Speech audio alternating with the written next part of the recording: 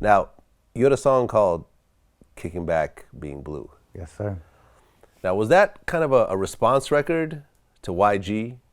Not really a response. You know, Bicken Back Being Bool. Yeah, it was You know, just a because flip. it wasn't a diss record. Nah, not at all. It definitely was not that. But was it kind of an answer record in a way? No, it was just our version. It was like, you know, to be honest with you, I have so much pride in the color blue. Like my whole life, I love it, and you know, it's what we represent. And you know, lately, you know, it's no secret. You know, the Bloods have took over the industry. It's just an influx of red everywhere.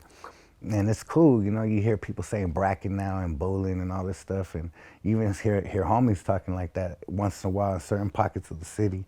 And it's like, don't forget what we do. So I hear everybody was going around talking about Bicken Back Being Blue, and they were saying that, and it was like becoming a trend. I was like, man, if I do a flip on this, I think it'll be pretty big. So I was messing around, and we're in the studio, and I said it, and we weren't even gonna make it like a real song. I think I just said that like on the lyrics.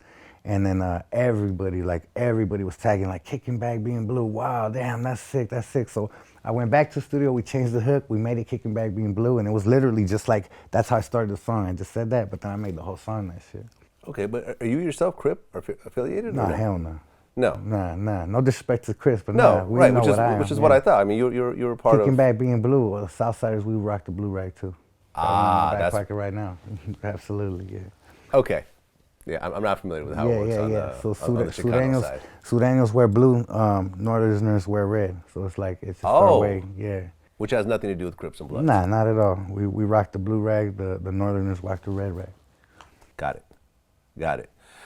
You know, the thing about LA is that there's always been the tension between, you know, the Chicanos and the blacks. Yeah.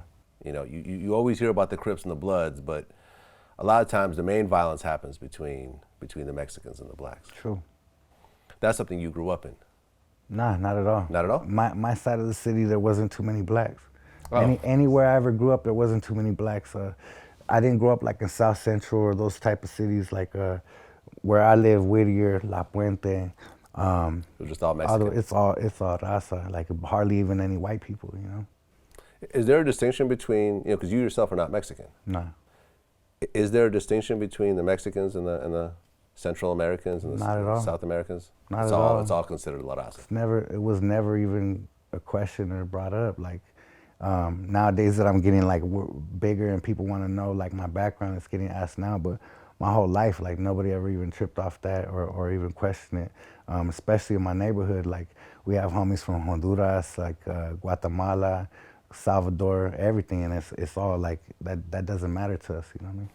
Well, you know, and I mentioned that because at one point you hook up with Cam, Yeah. who's been on my show, Yeah, as well. Real cool dude, man. I really loved our conversation a lot. And you guys actually worked on trying to help unite Yes, the sir. blacks and the browns. Yes, sir. You know, and he's Mutual respect. affiliated with the Nation of Islam. Yes, he is. And you know, you're affiliated with who you're affiliated with. Have you seen a change from that? Absolutely. I've seen a huge change in that.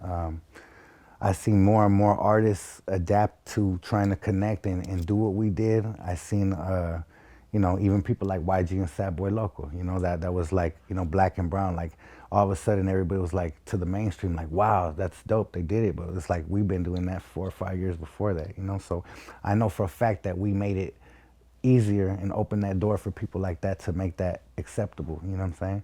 And right now, speaking on it there, you know, even in a lot of the streets and a lot of the hoods, it's like a lot of tension starting to calm down between that, you know what I'm saying? So.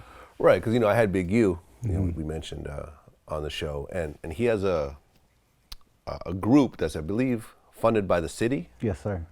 Where he has a group of ex-gang members, Crips, Bloods, Mexicans, that actually go out and try to diffuse situations. It's a beautiful thing. In their neighborhoods. I feel like in 2018, with the gangs and the murders and all that down in LA, that I'm getting there. You know what I mean? And if we can get it all the way down to where, because if it's low as it's been since 1966, and Crippin started in 1969, then put that on Big U. That's a You heard about this? thing, man. God bless Big U for that. Yeah, I heard about that, man. Yeah. Big U's name's legendary in these streets. Like before even he's been doing stuff like this, like everybody knows what Big U does and what he's about, and he's always been a leader. So to see him take it into that position is just a blessing, and it's dope.